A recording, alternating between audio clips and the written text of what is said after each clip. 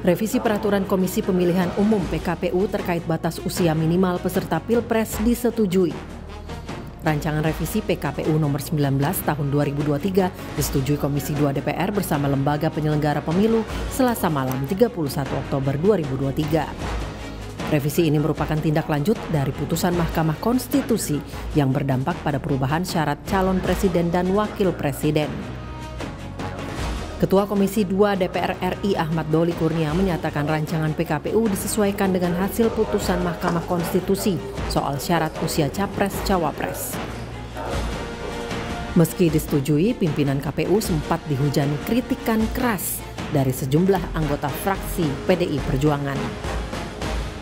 Sudah ada belum, Mbak? Ini menimbang mengingat nggak ada nih.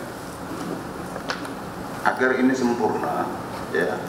Kita close aja dulu, dilengkapin aja dulu ini. Kita tutup rapat ini malam ini.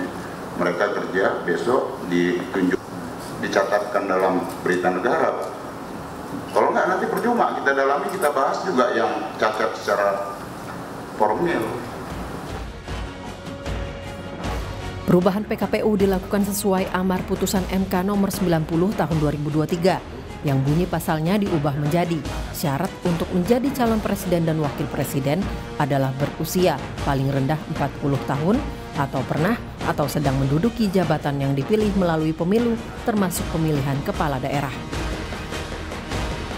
Putusan MK nomor 40 tahun 2023 telah mengabulkan kepala daerah yang belum berusia 40 tahun bisa menjadi capres dan cawapres. Sementara dalam peraturan KPU sebelumnya, syarat usia untuk menjadi capres dan cawapres adalah minimal 40 tahun. Terkait putusan MK, Ketua Majelis Kehormatan Mahkamah Konstitusi Jimli Asyidiki menyebut ada tambahan pelaporan yang masuk ke MK. Salah satunya soal dugaan pembiaran oleh 8 hakim MK atas ikutnya hakim ketua yang memiliki hubungan kekeluargaan. Jimli mengklarifikasi hal tersebut kepada 9 hakim MK yang memutus perkara gugatan batas usia capres-cawapres. Oh, sudah tambah satu lagi, pembiaran jadi 11. Ya, itu udah berapa persen yang maksudnya Semua sudah kita klarifikasi kecuali yang baru-baru tadi soal pembiaran. Ya Pak, ini tadi sudah kita tanya juga soal itu. Maksudnya terang benderang melanggar atau tidak? Nggak, sepanjang menyangkut isu yang dilaporkan kemarin sudah terang, tapi sekarang tumbuh berkembang baru-baru lagi. Jadi 9 hakim atau 8 hakim kok membiarkan, nggak mengingatkan, padahal ini kan ada konflik kepentingan.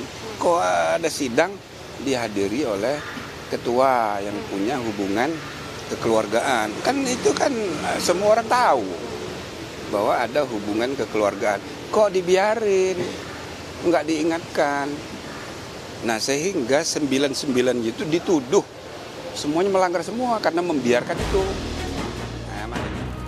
Majelis Kehormatan MK juga mendalami dugaan pelanggaran proses administrasi oleh hakim MK dalam proses pengambilan keputusan.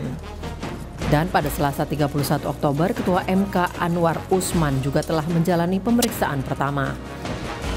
Tak hanya itu, Majelis Kehormatan MK juga mendukung usulan DPR untuk memakai hak angket terhadap putusan Mahkamah Konstitusi soal batas usia capres-cawapres.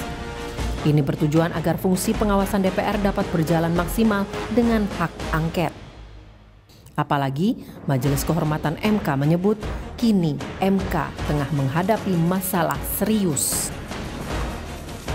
Tim Liputan Kompas TV.